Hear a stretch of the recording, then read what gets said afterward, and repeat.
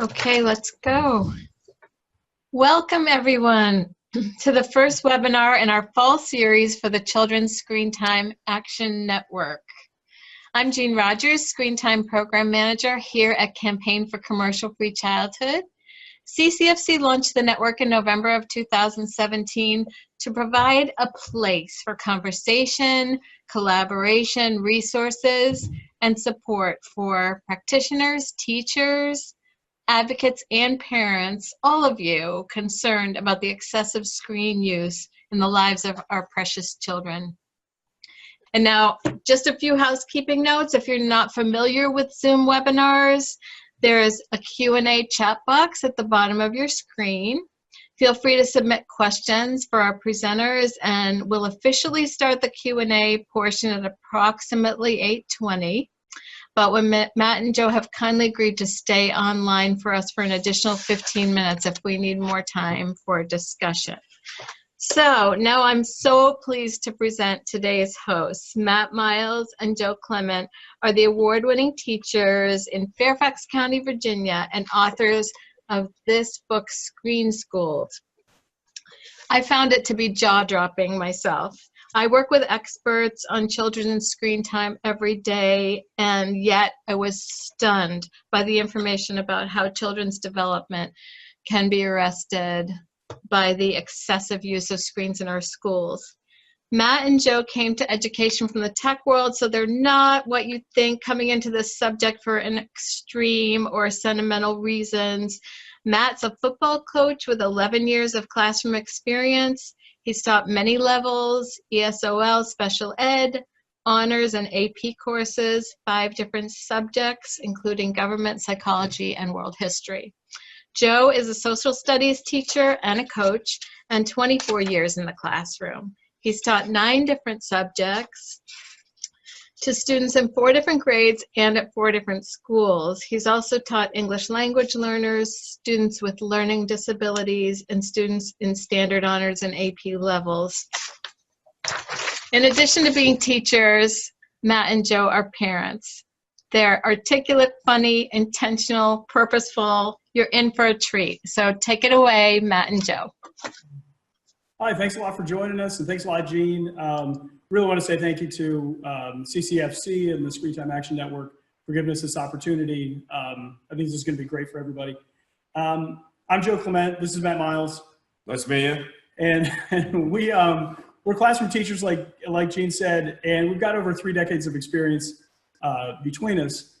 And as Jean also mentioned, we're not afraid of screens, and we're not afraid of technology in general. But what we noticed over the past 6 to 8 years is that our kids, and when I say our kids, I mean our students, we're really having trouble in the classroom doing things that students should be able to do. Think critically, solve problems, focus for extended periods of time, interact socially. And it's not just they were having trouble, but they were getting worse over time. And it was really in the last 6 or 8 years that we saw these troubles. And so we didn't come at this topic with an agenda. In fact, we didn't know what we were going to find, but we started talking years ago and said, what is going on? Why are students having such trouble? And that's really what brought us into this. So we started to read as much as we could. We read as much scholarly stuff as we could. We read what was in the popular press. We read books. We read articles and journals. And then we just started talking to other teachers at our school and eventually in our district. And because of the miracle of modern technology, teachers all over the world. And we got connected with brain experts and people that really are amazingly knowledgeable about what's happening in kids' brains in particular. And what we found, because all we were doing was seeking the answer to why are kids having such trouble? And what we found, every stone we looked under seemed to have the common thread of there's too much screen time in the life of a kid. So again, we came in with no axe to grind. It was just that was the answer. And so we said, well, what can we do about that in schools? And we looked around for something to read about how you handle that in schools, and there wasn't anything. So as Jean pointed out, we wrote this book. We think it's pretty good. It's great. And we think you ought to read it if you haven't read it. And you probably ought to buy a copy for everybody that you know. There's a tremendous amount of research in the book. If we did anything well in the book, I think what we did was distill what's out there, or what was out there at the time of publication, which was a year ago. And give you kind of one place to look at the really important research that's there. Since publication in the last year, there's been more, obviously, that's come out, and we encourage you to look at that as well. We have a document that's that Jean has shared that's got some of the research and links to things that you might find interesting, because we've taken an 8 or 12 hour presentation, workshop, and we're trying to boil it down here to 45 minutes. So we're gonna hit the greatest hits tonight. And certainly part of our purpose tonight is to go over why screen time in general and in school in particular is not maybe such a hot idea. But the real goal is to get into some solutions and steps forward and things to make kids' lives better. Yeah, I think they said you could go into the chat box or Someplace. It's somewhere. The links, there's two things. There's a boiled down list of the research, and then there is tips that we're going to kind of address as we go throughout. But I think before we jump into it, we probably should address the irony of a webcast about the dangers of technology a little bit. It's ironic. Yeah, a little bit. We appreciate the irony. First, our point is not that all technology is bad. We're not even trying to say that technology doesn't belong in the lives of kids. What makes this effective, this form that we're using right now, is that we're doing something that was formerly impossible, taking people, hundreds of people from all over the world, presumably, and bringing them together. However, we're confident when we been face to face that this would be a lot more engaging, and you probably would take a little bit more away from this. Right. This is a little bit awkward for us because we're public high school classroom teachers, and we're used to the chaos of a classroom. So if you have a question, please type it into the little Q&A box as we're going along. If it's something that we're talking about and it's timely and we need to address it right away, Jean will let us know that that's there, because we would, as much of a conversation as possible. I think that'd be helpful for everybody. Yeah, definitely. It'll bring us at ease. This is too quiet for us, I think. Right. So more distractions, more interruptions, the better. The better, yeah. The second reason why this is effective, and where maybe the same activity in a classroom would be less effective, is you're mostly adults, and presumably here voluntarily, because it's a topic that you're interested about, you're passionate about, so you're willing to dedicate some time. Somebody from New Zealand. Hi. Julianne Moore. Thank you. So those two factors alone make it so that you would be more engaged. One of the things that we run into is that everybody wants to make the classroom set. In the classroom setting, anything digital is better, and frankly, we feel like it's just not the case. And we're going to kind of illustrate this point. Imagine this. I want you to hearken back to 14 years old. You're a teen. You're a disaster. You're just a mental mess. And think back to your biology class. I'm going to share with you an example. So old school classroom, here you go. Let's say you're talking about something that is really important. Let's say DNA, the structure of DNA. And your teacher asks you a group of 14-year-olds, pull out your laptops and do something that, is new. And listen to a TED Talk given by the very dynamic speaker, James Watson, where he talks about how he discovered the double helix. And maybe your teacher's, gone above and beyond, and they have some type of interactive model you can work with and really play with DNA and the proteins. This would be cool. One of the problems, again, you're thinking of this from the perspective of an adult. Once that laptop lid or that tablet or the smartphone comes out, James Watson's not the only person there. Everybody you've ever met's there, all of your friends, your family, your acquaintances, everybody, and they're vying for your attention with flashing lights and buzzing noises. You have an arcade filled with countless games who are, a good friend of CCFC, Richard Fried, has talked about the persuasive design in his talk, how they're designed to be addictive. You have a movie theater something with pretty much any show, TV show, movie available. And of course, you can't talk about technology without having a mountain of porn. All right.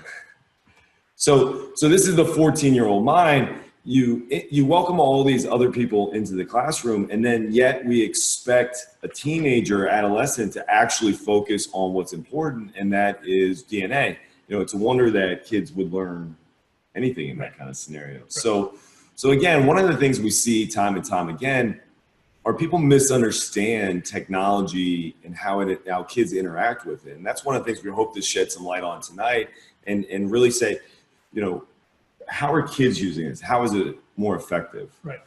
And so our point, of course, isn't that technology can't be used effectively in the classroom. Lots of things can be effective, but you don't give them to kids. Fire is tremendously helpful in a lot of circumstances. We don't give it to kids to play with. Guns can be really great in certain circumstances. We don't give them to kids. And technology, we have to, and I'm not saying technology is the same as a gun, but the idea is the same, that somebody says, well, this can be used really well, or the kid can do something really interesting with this.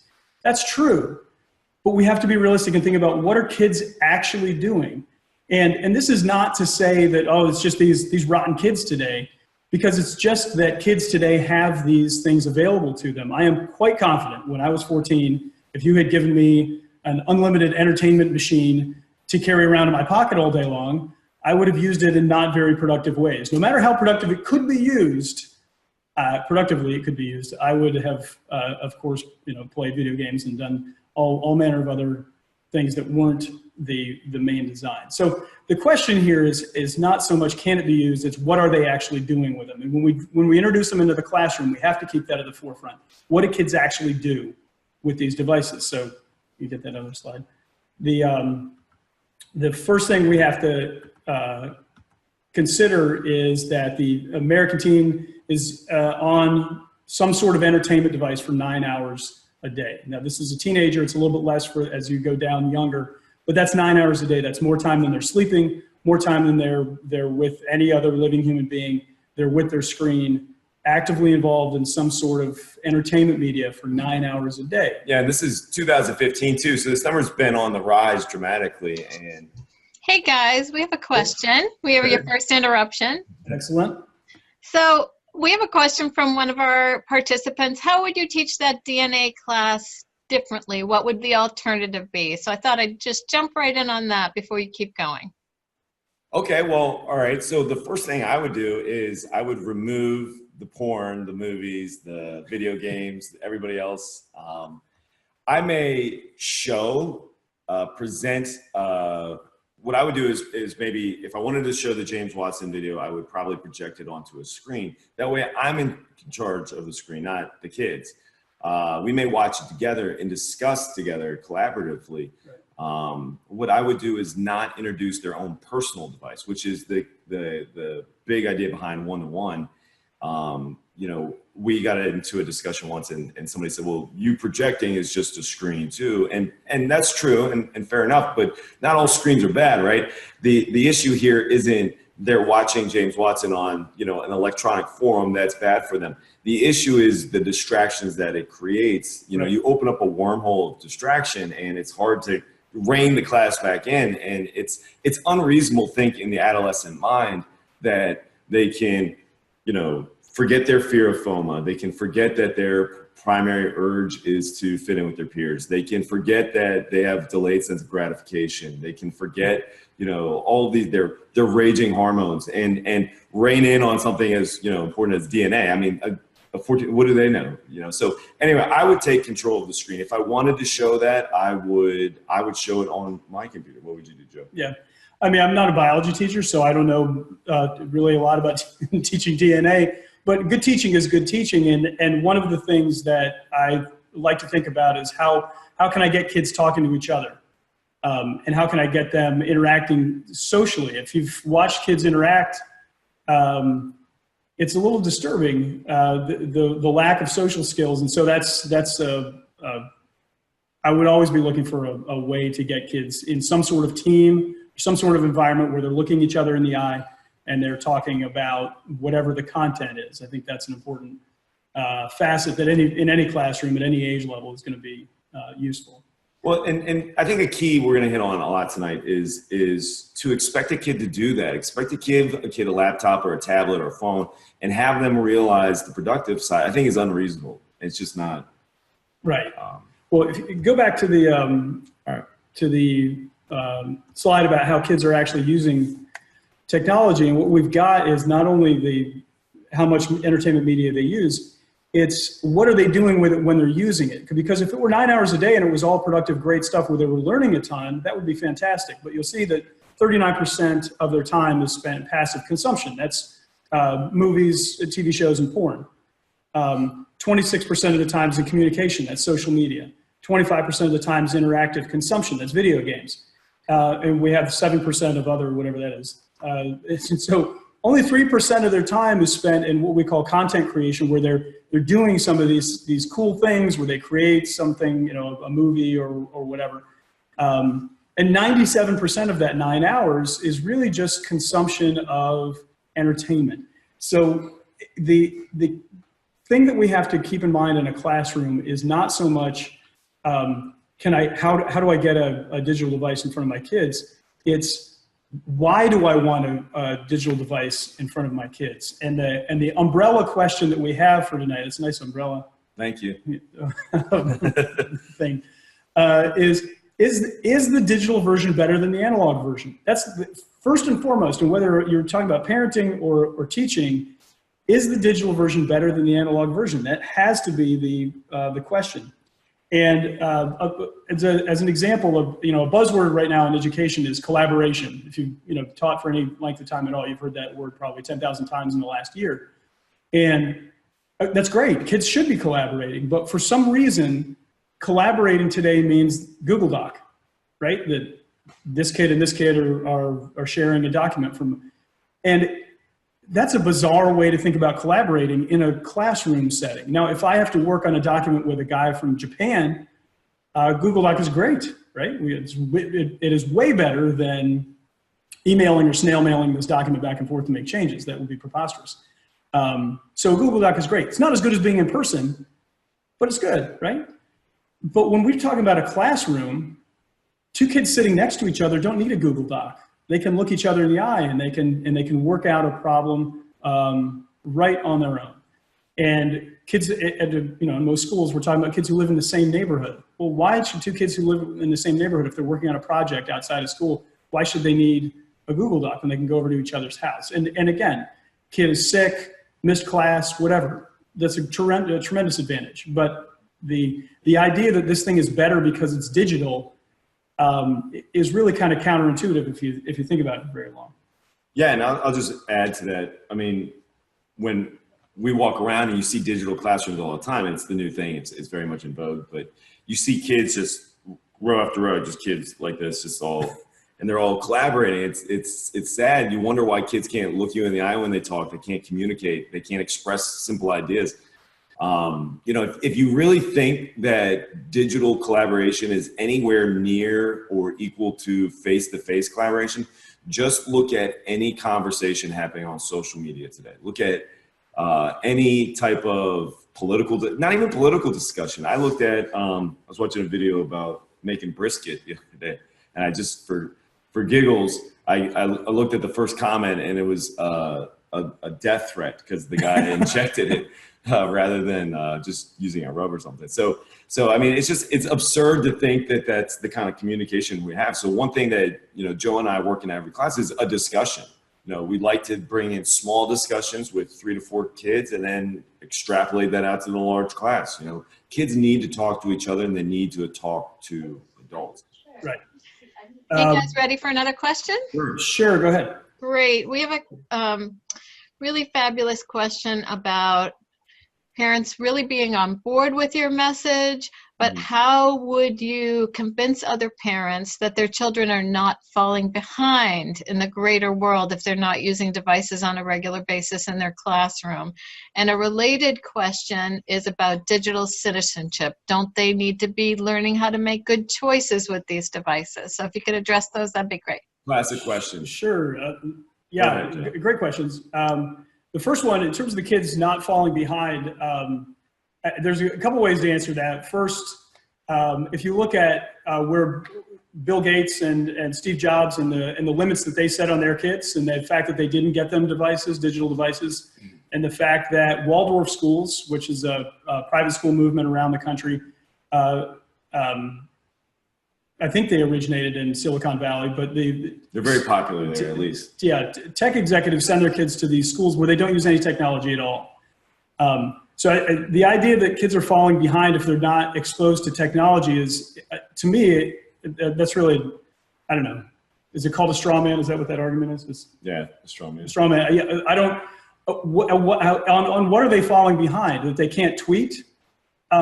Every device out there is made to be usable as soon as you pick it up. Within 5 minutes of picking up a device or whatever the app is, whether it's Twitter or Snapchat or whatever, it's made to be very easy.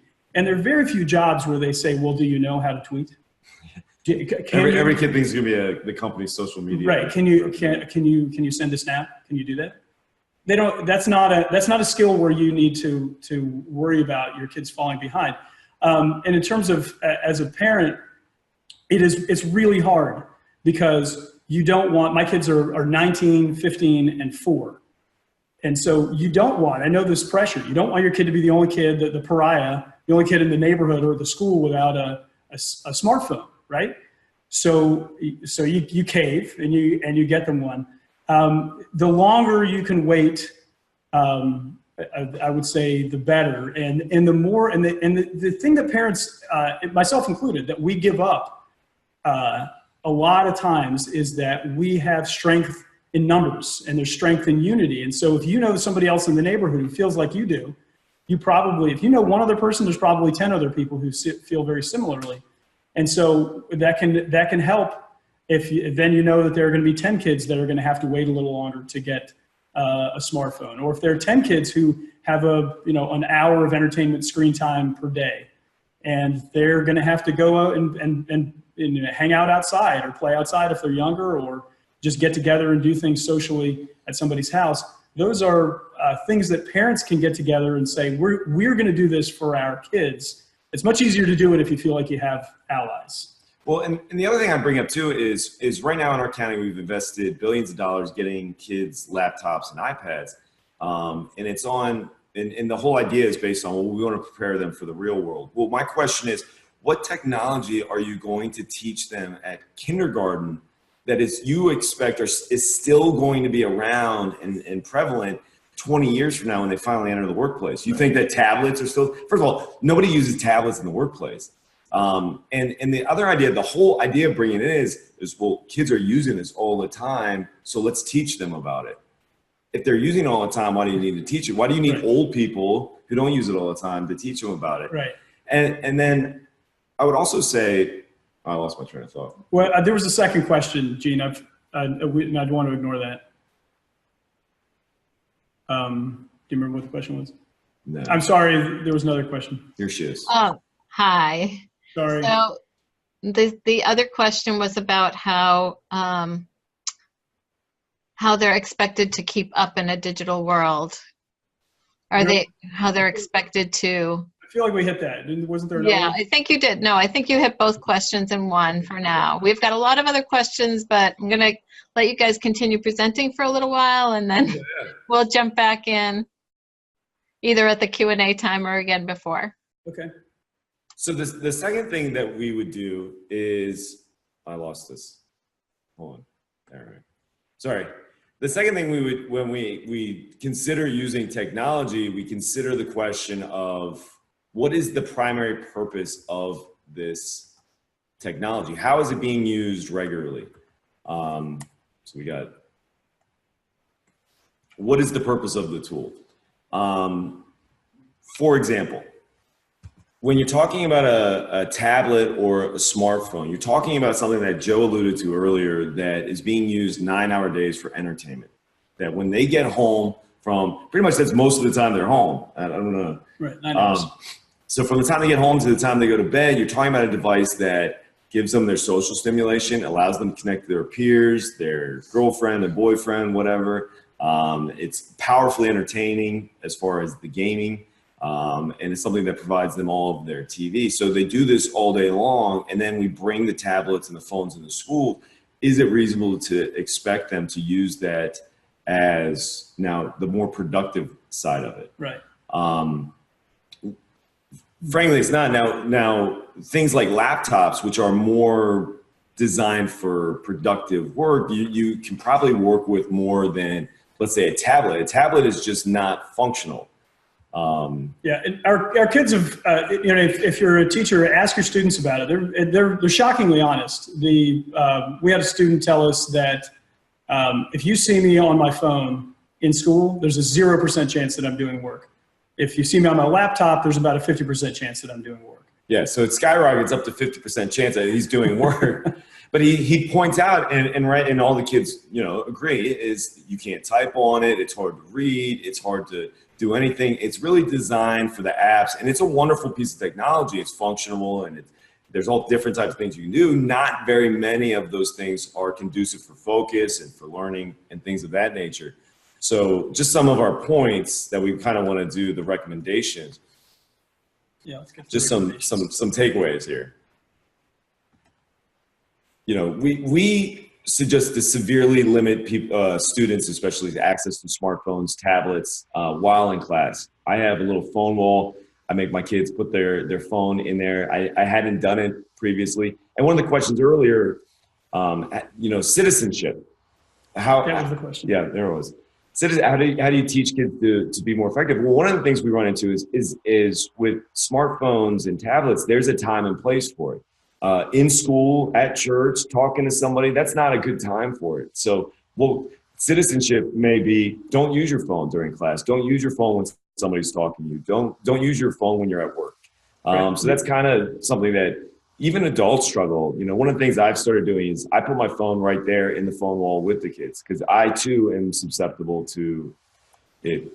You know, so parents, this is huge here. Stop texting your kids during the school day. It's unbelievable when you know the number one offender of reaching out to their kids and distracting them through the day is parents. Constantly in contact with their kids. Yeah, it's and we understand, and I understand that. You know, with kids in high school, it's very tempting. You just want to tell them, I just got to tell them this one quick thing, or I got to ask them how the test go in fifth period or whatever. That's not. Those are conversations that really need to be happening at home, face to face. I had a student one time.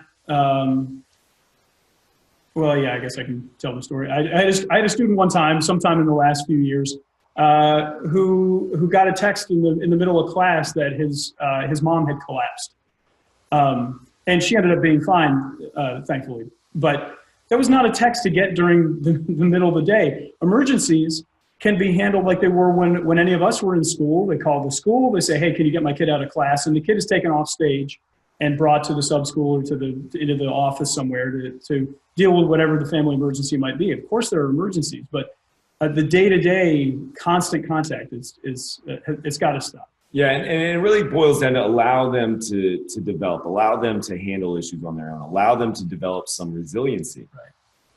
So we have a related question to this, guys, and that is safety. What about parents who are concerned that they want to stay in touch with their kids during the school day because they're concerned about safety? Sure. Well, I put one up on the screen right now. How about a flip phone? They just made the kid a social pariah, and I'm sure everybody make fun of them, but Right. they make flip phones, and they still have phones that are not smartphone, and they're great for texting and calling, and that's precisely what you want to do. Right. And in terms of the safety issue, I mean, I'm not sure exactly what the safety concern is, whether it's a fire or some sort of violent event or whatever. If there really is a true emergency, the child does not need to be stopping so they can text back. The child needs to get out of the building or do whatever they're instructed. If it's a situation where the classroom has to go dark, they can't have their phone on anyway. So those are sorts of things where everybody is going to be trying to contact the school and contact their kid. And that can really add to the anxiety and the confusion. And it's hard as a parent. I mean, if, you know, God forbid something horrendous happens at one of my kids' schools, I am, of course, going to want to know. But you know, we're all of us, adults and kids, are so primed now to be just immediate gratification. I've got to know everything right now in real time as it's happening. And sometimes that's not always the best. It's not always the best situation. So you want to continue with the? Yeah, and we empathize with that. We are confident that, you know, we can still contact our kids, and we think that's okay too. As far as teachers are concerned, we would encourage teachers to never ask their kids to be on phones. We mentioned earlier, we believe it's a wormhole of distraction. You're anything that you can gain from that is going to be lost pretty quickly by distractions and less productive means. I mentioned the phone hotel. I collect the phones. You know, I make the deal with the kids. Look, I'll do this. And this is the key point too, that it helps kids on board. I'm not doing it to be punitive. I'm not doing this because I don't like you and I don't trust you. I'm doing this because there's a war out there for your attention, and it's been commercialized, and it's not fair what we do to kids and by giving them the phones. We're trying to free you from your phone while we're trying to focus. And I tell my kids, I'll give you a month, just require it for a month. And then if you don't like doing that after, you can hold on to your phone. And almost every kid continues to turn in their phone. They appreciate the fact that they can put their phone on the side. And I like it a lot better too. Yeah. And the kids know that this is it's a break, and they need a break. They need a little bit of mental downtime. They need to be able to say, just take a breath. And not be so connected all the time. So go to the next slide. All right. Because we kind of framed this in terms of questions that we need to be asking. And you know, the first one, the umbrella question, and then the second question was the primary purpose of the tool. Another question is it developmentally appropriate? Whatever the tool is that you're using, whether it's the internet or a particular device, the question's got to be, is this developmentally appropriate? And obviously there are different levels depending on the age and the interest level and the skill level of a kid. And one of the problems that maybe the biggest problem that we have with the educational technology mindset is you take an adult view of the gadget or the app, and you impose it on a kid who doesn't have a fully developed prefrontal cortex, who doesn't have the ability to delay gratification, doesn't have a great sense of decision making. And you say, okay, well, I know I can use technology appropriately, so you can too, 13-year-old. Well, I mean, think of yourself at 13. You probably weren't a great decision maker. You were a disaster. Right. Most of us were. Yeah.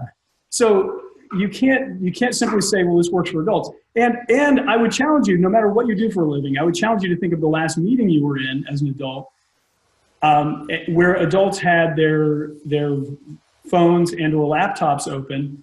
And if you had a chance to look and see how many of them were on task with whatever they were supposed to be doing, and how many were looking at fantasy football or sending emails or whatever. It's hard for adults. And so to go to a 12-year-old or an 18-year-old and say, we're going to use this appropriately. And I know that sounds like the other point, but this is more about developmentally appropriate. And you, of course, you grow into more freedom as you get older. If you're going to look for, if you're talking to a third grader and they need to find information on caterpillars, you don't just turn them loose on the internet, right? You direct them to one page that you vetted and is reliable information, and it's going to be written in a level that they can understand. And then, as they get older, maybe you add a few pages that they can choose from, and they diagnose, all right, this is probably a better source than this one or whatever. That's a skill. Of course, it has to be taught. When I was growing up, it was the Dewey Decimal System in the library, right? And the Dewey Decimal System was really important. Obviously, it's not as important today, but it was important at the time, not so that I could memorize that the 92s were the biographies, but it was so that you didn't just spend your time wandering around the library, and you could make, there was a skill there to say, all right, well, what is this that I'm looking at? What kind of thing is that? And where might that be? And boy, do we have to do that even more now with, there's an infinite library, and we have to guide our kids, and they're of course able to do more as they get older. And I see there's another question. Gene. There is another question. We have several questions in this area, so I'm going to combine some of them. Okay. And we have many people online with us who are agreeing with your message. They couldn't agree more. What they're wondering, if you can address right now, is how schools are the ones pushing the screens. I'm a parent. There's a huge push for tech in the classrooms. BYOD, bring your own device. PTA funding laptops. And we hear limit our kids' screen time, and then the districts are the ones pushing it. Can you address that? Absolutely. Yeah. Here's the thing about the bring your own device specifically.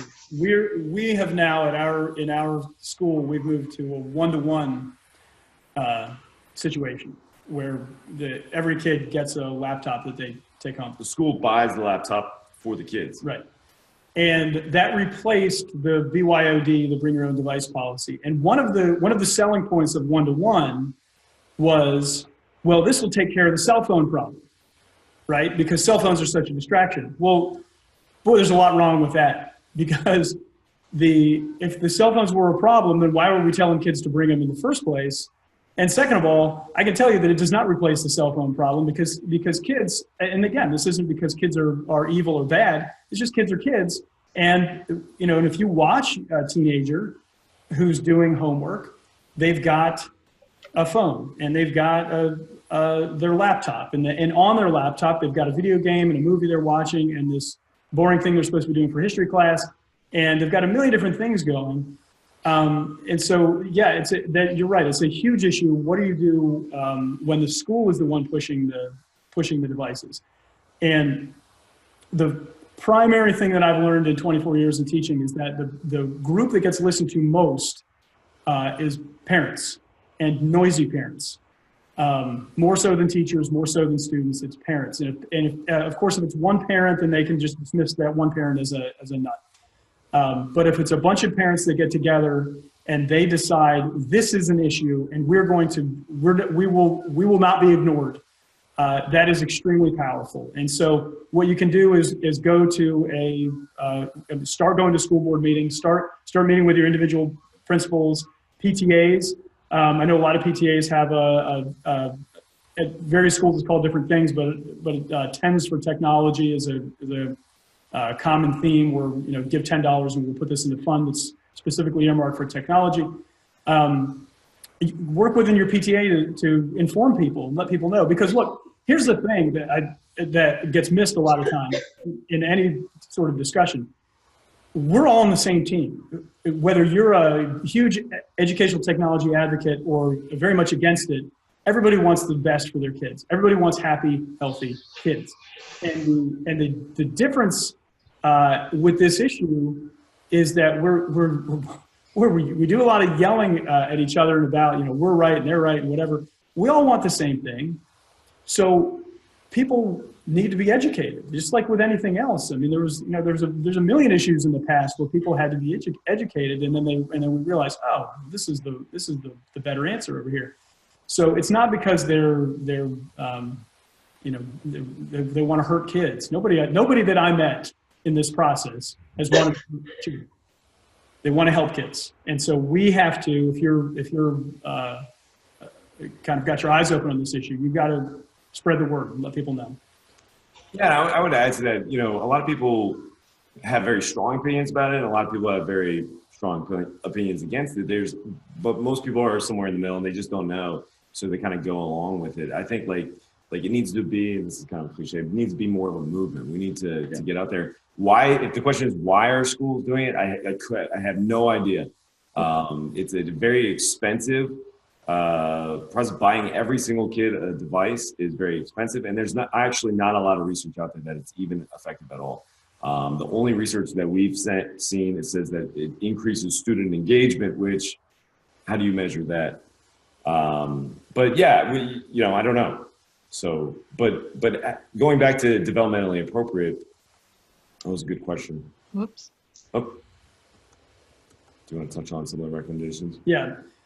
So when it comes down to an item developmentally appropriate, we have to learn how to scaffold its use, which means, build, like I was talking about earlier. You're gonna give more freedoms to older kids once they have basic understanding of whatever it is they're doing with the device or the app or whatever.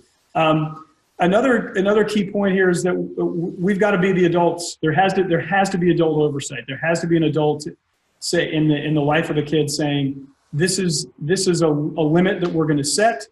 For Bill Gates and Steve Jobs, it was a 45-minute a day entertainment limit with their kids, and I'm not saying that is going to work in everybody's house. I know in my house, my kids would love to blow right past that many times over, but there has to be a limit set, whether that's a time limit or a way that you use it. If you're going to use any device in a classroom setting, all of us, we have to be very much in touch with where are the kids, what are they doing? And they're really good at Alt-Tab and in switching back and forth. When they hear you coming by, they can switch to the screen that makes it look like they're doing work. We just have to be very clear on our role, that we're the adults. Whittle down to episode, we kind of talked about that.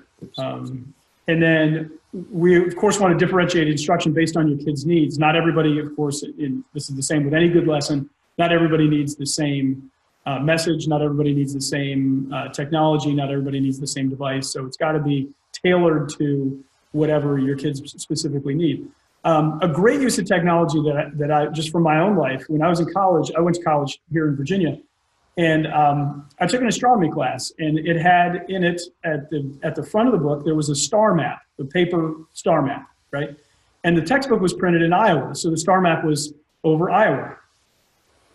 Well, I mean that was not particularly useful in the astronomy class. Today, however, there's an app, Google Sky, that kids can put on their phone. Anybody, it's free. Put on your phone, on your tablet, or whatever. And during the day, you can point it up at the sky, at the ceiling and inside, and it'll tell you what's up there, the planets, the stars, the constellations. Or point it at the ground, and it'll tell you what's going on the other side of the planet right now, what their sky looks like.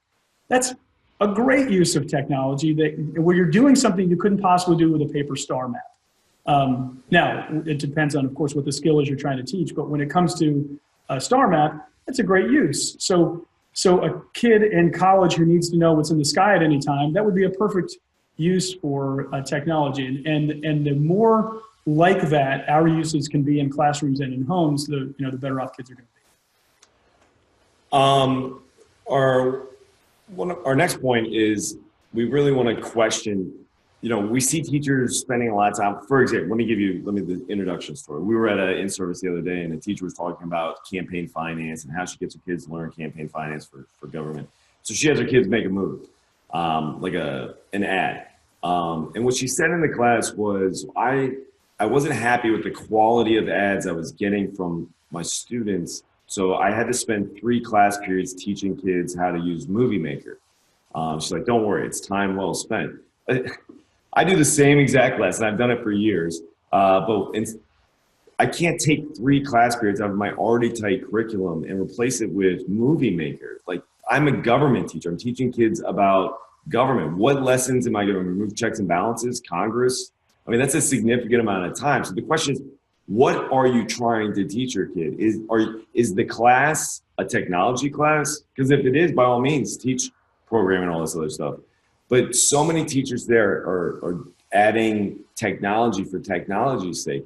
What I do in that same class is, rather than say you have to use Movie Maker, I let my kids do whatever. They can paint a campaign ad poster. They can use Movie Maker. They could film it. They could do a radio ad. They can act out their ad. Whatever they're comfortable with, because isn't that the point? My point isn't to teach technology. My point is to teach a particular concept and illustrate it. Jean.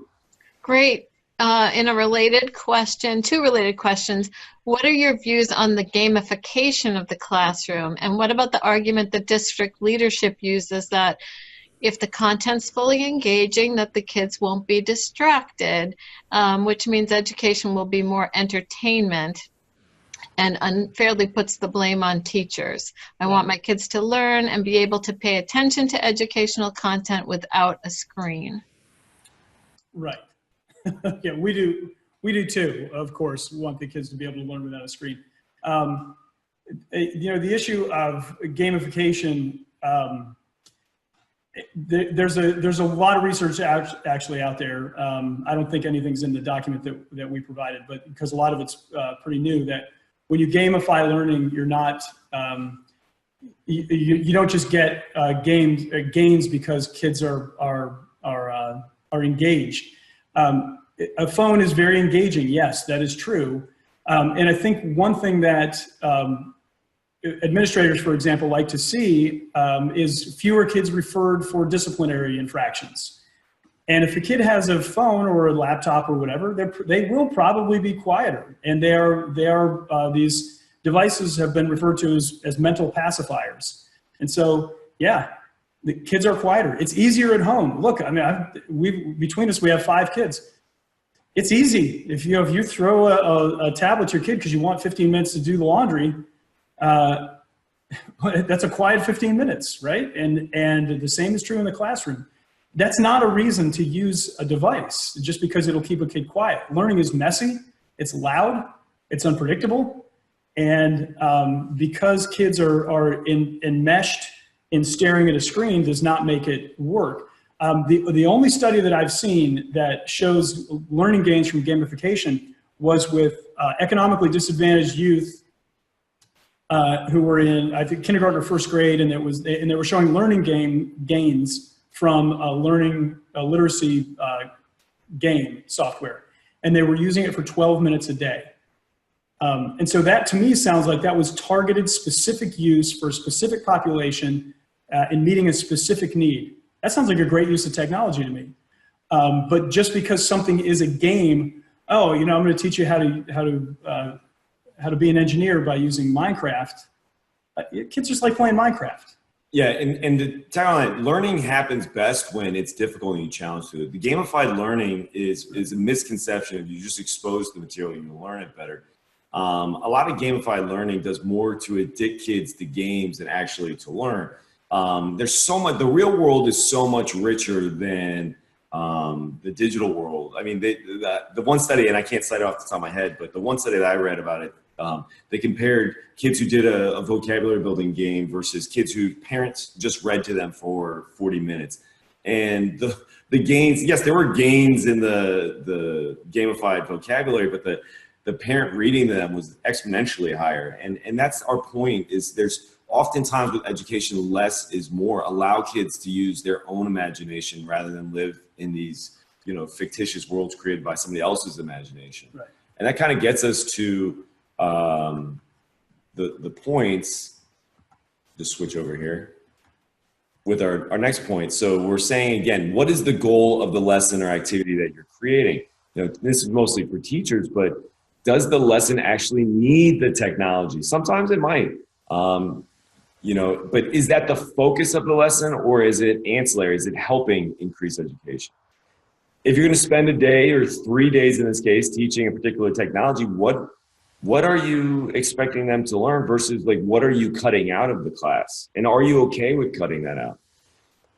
This is a big one too. Does the technology enhance an existing skill or does it replace it? And I want to go back to this idea that we talked about earlier with collaboration. Digital collaboration is inferior in almost every way to actual face-to-face conversation. So are you having them enhance their face-to-face conversation skills by doing it more frequently with people all over the place? Or are you having them learn a new skill, in this case typing, this kind of very one-dimensional, two-dimensional response? As for parents are concerned, what is the purpose of your kid's screen time? We're not saying no screen time, right? When I was a kid, I spent time in leisure. I had a Sega Genesis. You had what, Atari? The 2600, yeah. I would play on some Sonic or Madden or something. I'd play for an hour a night. My mom never thought I was learning. She didn't say, "Oh, look at Look at Matthew. Kind of new skills he's developed. Look at the thumb dexterity. But you hear people say that today. Essentially, it's no different. Kids need downtime. They need leisure. They need to take their mind off things. They don't need 9 hours a day of it. So just understand it for what it is. You know, when your kid's on their tablet, just say, this is leisure time. Right. You know, there's much more effective, but don't get rid of everything. Right. My kids will tell me when they play video games that they're no, we're doing so much thinking, Dad. I'm thinking about this, I'm thinking about that, or whatever. And I say, no, look, this is entertainment time, and yeah, you're thinking, but you'd be thinking more if you were outside, playing with friends, or if you were, there's any game that you're playing. Being outside, physically active. I mean, that's exponentially better than sitting there. And I know, Gene, we're up against it. Hi, guys. Well, people are really appreciating all the information that you're bringing to the table here. And I have another question for you, two related questions. Somebody wants to know, have any school districts approached you for your advice before implementing a technology within their system? And then a related question is, what are some of the policy recommendations that you would like to see enacted in state laws in an ideal situation? We've been contacted by a few schools, not so much school systems, I don't think. No school systems. One in South Carolina. That's true. So yeah, I mean, sort of more as like a consulting kind of basis rather than, or what do we do kind of thing. But some people have asked. We wish, and it doesn't have to be us. We just wish more people were asking those sorts of questions. That's the key. Is that the conversation's got to start, because right now it's a runaway train that this is all good. It's an unalloyed good, and just don't either get out of the way or get on board, because this thing's coming. Yeah, we've been dubbed by many school systems as quote unquote resistors. So we're part of the problem. If you look at the one-to-one website where they tout the research, there's a lot of research out there that's not effective. And the website's actually very strident, and they write about the hidden resistors. People like Joe and I are convincing other teachers not to do it, and that's why their initiatives aren't working. It's because so many teachers are antiquated and they don't want. The reality is teachers want kids to learn, and we're trying our best, and a lot of teachers implement this and it just doesn't work, so they abandon it because they want kids to learn. But as far as initiatives are concerned, we'd like to see the policy recommendations. I think the first one would be get homework offline. That to me is the easiest one to implement, because it can just come down as a decree. Some teachers who have put everything online, of course, are not going to like that. But I guess my point would be homework offline that doesn't have to be online. And I would start with, for instance, online textbooks. Yeah, you got to get rid of the online textbooks. First of all, they're atrocious. Kids hate reading online. They prefer the physical. And there's a warehouse of research that having that physical contact with the text is more effective than reading it digitally. Yeah. Whatever the reason is, kids don't like it. Kids will tell you, in our AP class, we actually abandoned the online textbook because there's so much pushback from kids. Kids were like, I want to learn. Yeah. It's unbelievable. Yeah. So the textbook's got to go offline. Yeah. Homework's got to go offline. And the reason homework has to be offline is that if you have a 10-question problem set in a math class that should take 15 minutes, it's going to take 2 hours. And so there's also, it's not a coincidence that there's also a nationwide movement now to get rid of homework. And we take no position on homework, but we do in our own classroom, of course. But that crisis of, kids have too much homework is really grown out of the fact that there's so much homework that's online, and it is taking kids 3, 4, 5 hours a night to do homework. But really what they got is a half an hour worth of work, and they, for 3 or 4 hours, are playing video games and they're clicking back over, and there's no such thing as multitasking. A kid who tells you I can multitask, that's false. They can't. Very, very, very few people in the world have a brain that can truly do two things at once. In fact, a question just popped up on the screen, and you'll notice that I stopped because I had to read it, and I couldn't think about what I was saying while I was reading it. We're not wired to do that, and thankfully, it's a survival technique. We can only really focus on one thing at a time, and so kids, they have this whatever 10 question thing of homework, and it ends up taking an hour to do because they just can't not also be on Snapchat, also be on Twitter, also listen to music, also watching a movie, also whatever else they're doing. And so our main recommendation would be get rid of online textbooks, get rid of online homework when possible. Some things, of course, have to be done online, but whenever possible, we got to back that off. And I think that really transitions nicely. That's why I switched the screen. Not to cut you off, Joe. Sorry. Oh, that's okay. One of the things we really push in going back to the policy recommendation is schools should not be pushing themselves into family time. Schools, homework is one thing, for an hour here, an hour there, that's fine. But what's really a bad thing going on is parents are trying to put limits on kids' tech use, and yet schools are mandating it. They're making kids take their laptops home and making their kids get on it. And now all of a sudden I hear time and time again in meetings, I'd love to put more limits on my kids' screen time, but school making, my kid be on their screen. So. Right. You can't have a school dictating to a family what are the rules in your house. I mean, that seems to be like, that seems obvious to us that a family should be able to say 2 hours of screen time, that's your limit for the day. And if we're going to stick to that limit, let's say you have a 2 hour screen time, whatever it is, 2 hours. And so your kid comes home from school, gets a snack, gets on, plays video games or does whatever for 2 hours, and then says, you say, okay, that's 2 hours, stop. And then they don't put the computer away and you say, hey, I thought I said stop. And they say, well, I got to do my homework.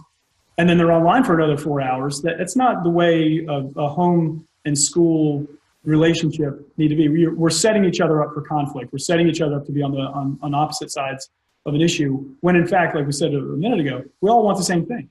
So we've got to get together on this, where family time is for the family, and the school can't dictate otherwise. Yeah, schools need to be more cognizant of what parents are trying to do, and vice versa. But especially with regards to limits, they need to know that we're really hampering their ability to put limits on kids' screens.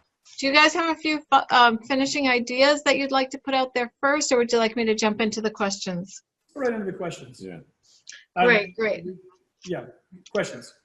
So you talked about online textbooks. Mm-hmm. We have a question about, so if a teacher is required to have an online textbook, how do they respectfully go to their administration with some of the concepts that you're teaching them tonight and the idea that they want to bring some of their classroom offline?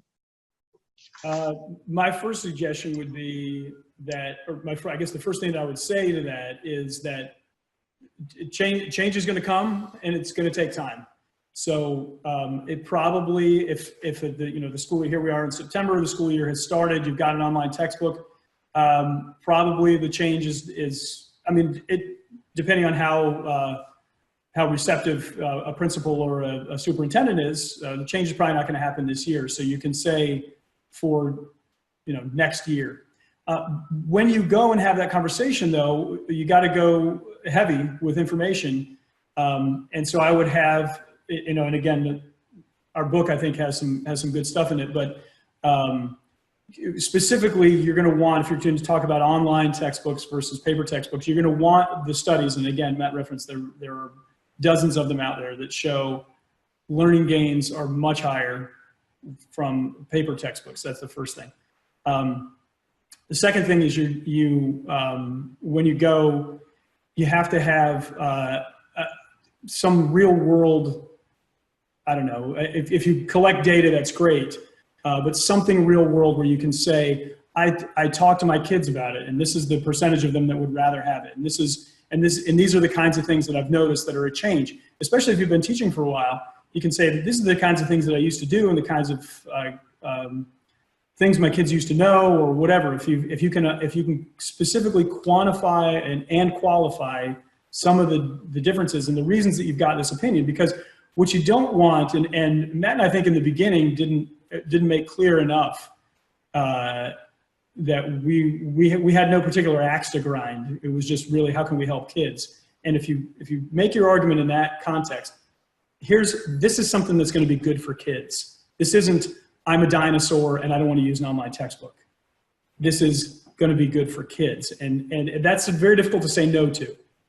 I would add to that, now you're going to run into some logistical problems. One, your school district probably bought a contract for these books for 5 to 10 years. So that is going to be problematic, getting them to just dump all that money. Right. So that's going to be a logistical concern. I was stuck with an online textbook. It was horrific.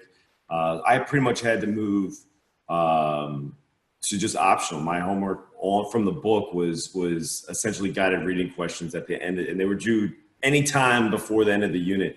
That gave kids flexibilities, because what happened when you use the online textbook for a given assignment, say, read these problems, come back next class with them answered.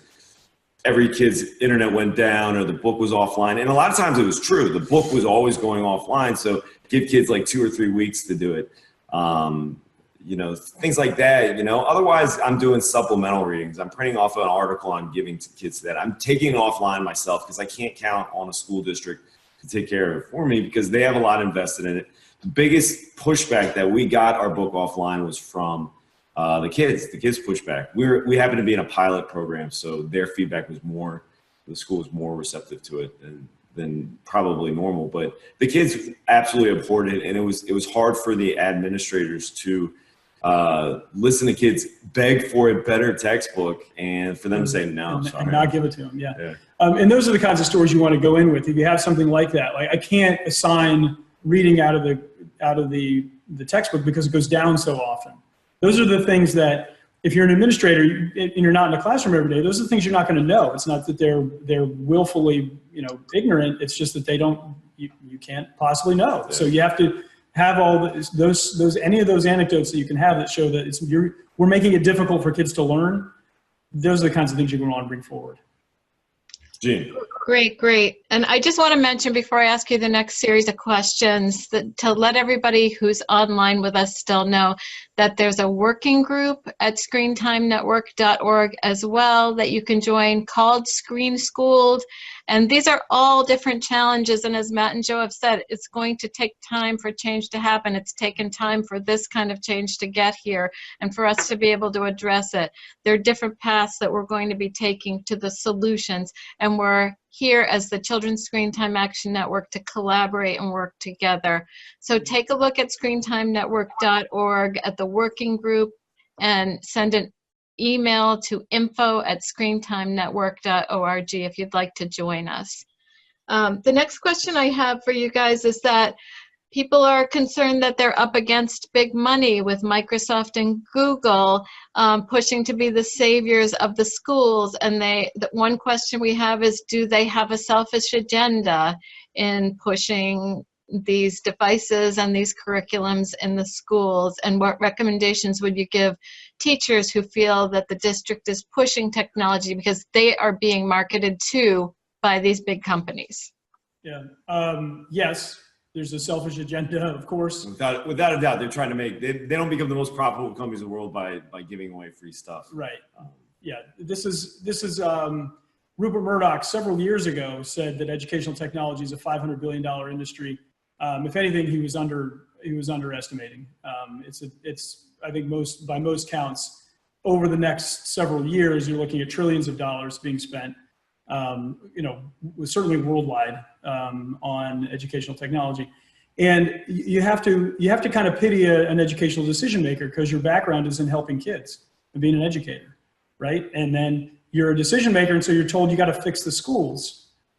Well, how are you going to fix the schools? And then somebody comes to you and says, "Hey, let us fly you to Hawaii, and we're gonna show you how we're going to fix schools." And they do this really nice stuff for you, and they give you. And I'm not saying everybody gets flown to Hawaii, but you get the idea. They will come to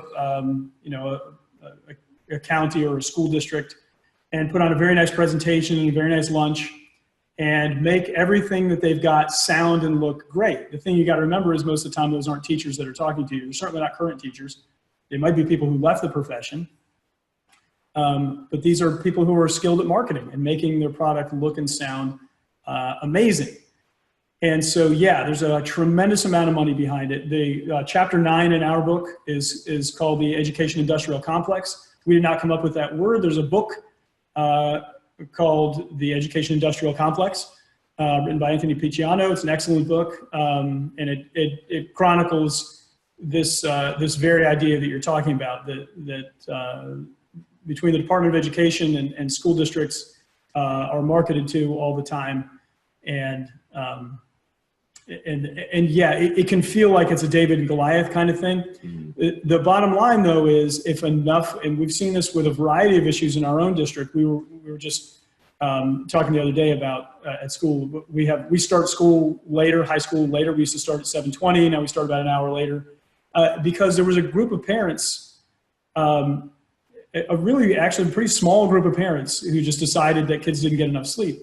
Now, ironically, one of the reasons they're not getting enough sleep is because of reading online textbooks. When you read a textbook at night, it inhibits when you read off a screen at night, it inhibits your sleep patterns. And so kids are more tired than maybe they used to be. But the school systems listened because they said, wow, this is, the parents did not go away and they would not be ignored. Now, the other side of that issue, there wasn't billions and billions of dollars like there is on this issue. You're up against billions and billions of dollars. But if enough parents make enough of a noise, they'll listen. Yeah, and like all things in education, the pendulum will shift back. Right now is the time to push. You look at the pushback on Facebook and Twitter right now with Congress, all these other things. I mean, the fear of big tech is becoming real, and people are starting to realize, wait, maybe they have money as a motive, and maybe they're not doing the best for people. Not the best for my kids. So we've been saying that for years now, that they're trying to get into our schools and make a lot of money off our schools by doing things that maybe aren't the best for education. So yeah, I think people's eyes are starting to become open. It's just we got to keep hitting the message home. Technology is not just an unalloyed good. Yeah, and in France, we could point out things like France, the whole country, they banned cell phones in the classroom. Okay, I mean, so what do they know that we don't? It's the research that's out there. They're just paying attention to it, and we're not. So it's possible to resist the big tech. I mean, it can be done. And nobody in big tech, I don't think, wants to hurt kids. They want to make money, and you can't blame them. They want to make money. That's fine, but they're going to have to find a different way to do it because this is not good for kids. Jean. So I want to mention one great suggestion, and as a parent educator, I believe that parents need to come together and support each other. That parent-peer support is critical, and we've had a great suggestion that a book group around Screen Schooled would be effective. You have so many ideas here, so much information to digest, and that coming together and having a book group on Screen Schooled would be great. And then parents forming groups that would like to have similar values around their children and screens, so that the kids feel as though they have peers, they're not the outlier, as you're saying, they're not ostracized when they go to school, and that the parents also feel that they have support. And so I just wanted to put that out there to everybody. Creating parent groups is essential. We can help facilitate it at the network. Just send us an email if you'd like some help. And then where else do you know that they've effectively implemented some limiting policies or some policies on decision-making besides France? Nationally, what's interesting is it seems like the rest of the world is onto this as an issue, more so than in the United States. In the United States, we have I think it's still the DSM-4. Is that what it is? The psychological disorders and abnormalities are chronicled for a book for psychiatrists and psychologists, and screen addiction is in there as in America it's listed as something that needs further study. But almost every nation has a similar set of guidelines for the psychiatric community, and almost every other country that I've ever read about has screen addiction listed as an addiction that needs specific treatment. And so that's not a specific to school thing, but there are schools set up for, like in South Korea, I know that there are schools and camps set up because screen addiction. Yeah, because kids are so addicted that there are special places where they send kids to say, let's get you unaddicted and or healthy again. And so there seems to be in the rest of the world a much wider acknowledgement of the issue. Here in the United States, I know that it's, because of federalism, we're both government teachers, so it's really a state-by-state hodgepodge. In Maryland, they just passed a pretty good bill, I think. Gene, you can, I'm sure, talk about that with more authority than can I, but the general idea is that the state needed some guidelines for what can happen in schools regarding screen time. And I think that's something that all states can push for. I know Maryland did. I think there's a couple others that are on the books. Gene, do you know any more about that?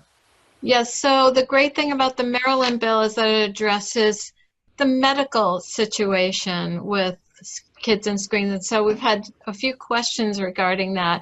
And I know we'll have other webinars on that as well.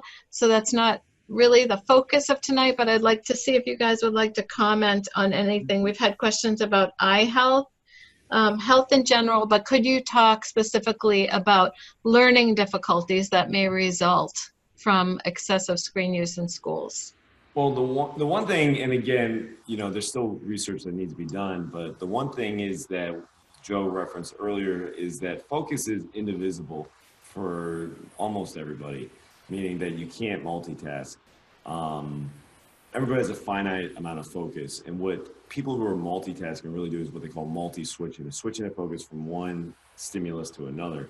One of the negative effects, you can't train your brain to divide its focus, but what a lot of these kids are doing, chronically multitasking or multi-switching, is they're training brain to be unable to focus on one particular thing. So we see as a result a lot more ADHD and a lot more ADHD-like behavior that is a result. And it's mostly because they've trained their brains to constantly look for other stimulus.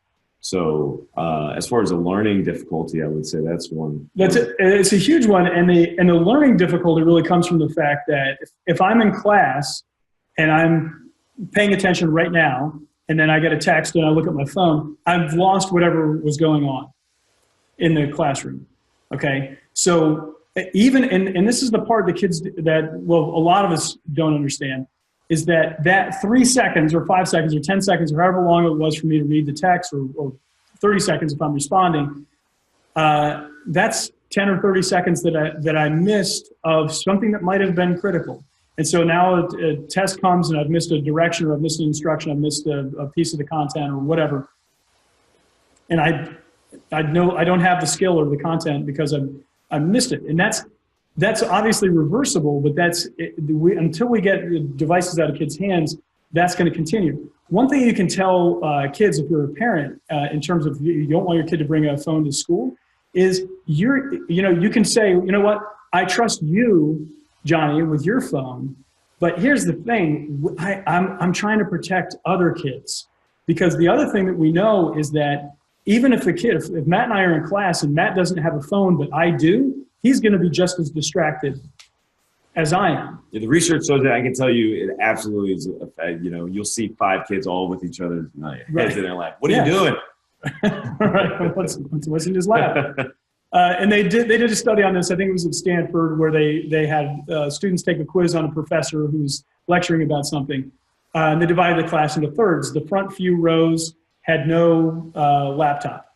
The middle section all had laptops, and they were given mundane tasks. Look up the weather in somewhere, and what is the price at JCPenney of a pair of pants, or what, like they had to do like 10 or 12 things online while the professor was talking. And then the group in the back of the classroom had no laptop. And unsurprisingly, at the end, when they were tested on whatever the professor had said, the group in the front did the best. What was a little bit surprising was that the group in the very back did just as poorly as the group immediately in front of them, because they're all watching the screen. We can't, for whatever reason, we can't not. We're moths to a flame. Yeah, they call it the cone of distraction. So the one kid in the row 2 is on his phone. It was actually distracting. Oh, sorry, three kids behind them. So we see it in class all the time. It's a real thing. Yeah. So I would say that's to me, the main one is just the constant distraction. And then at home, where they're not regulated by a teacher, especially, and this is one of our main recommendations, whatever the screen is, any screen has to stay out of the bedroom. Any screen has to be in a common area of the house, because you're setting up for the same thing, the same battle at home, where a kid is supposed to be doing homework, but they're on their phone, they're on, a million different apps and social media and a movie and whatever else. And that really, what you're doing is you're training your brain to not be able to pay attention for very long. And boy, that has obvious terrible consequences down the road. Reversible consequences, but the more it becomes less and less reversible, the more you continue down that path. If your standard mode of operation is 5 seconds here, 5 seconds there, 5 seconds over there, then that's just the way your brain's going to want to get through the day, and that's not how learning works typically. So that would be, I think that was the main idea. Great. Well, it's getting on the later side, guys, and I wanted to make one more comment that people have shared about the power of teachers' unions. Yeah. And that introduce everybody to our Seth Evans, who is going to be volunteering to lead the Screen Schooled Working Group and is very active in the Massachusetts Teachers Association and their policy about personalized learning. So that we just want to be able to acknowledge the critical role that teachers have in the lives of their students, and how technology is separating them from their students in a formative way. So if you guys have any final comments on that, or final comments on the whole webinar, it's been delightful to have you with us. Thanks. It's been great, and you're right that Teachers United are going to do a lot better than individual teachers, just like Parents United are going to do better than individual parents. We have to agree that there's an issue, and in schools we're making it worse when we require more screen time in a day. If there's 9 hours a day that kids, and that 9 hours a day does not include time at school. So if we're adding more and more screen time in there, that's not good for a kid. And I think any teachers union can get behind the idea that we're all in the business of helping kids. So that would seem to be a pretty easy policy well, not easy to write, of course, but just to get people behind the idea of trying to do the best we possibly can for kids. And that would include not exposing them to more screen time than absolutely necessary. Yeah. I agree. The more time we have with each other, the more time teachers interact with kids directly, more times kids are interacting with kids, I think the better the world would be. Yeah. Thank you. Thank you. That's a great note to end on. Thanks, Matt. Thanks, Joe. Thanks to everyone who showed up tonight, and we've enjoyed having you. This webinar will be recorded, so share it with your friends and your colleagues. Good night. Good night, everybody. Thank you.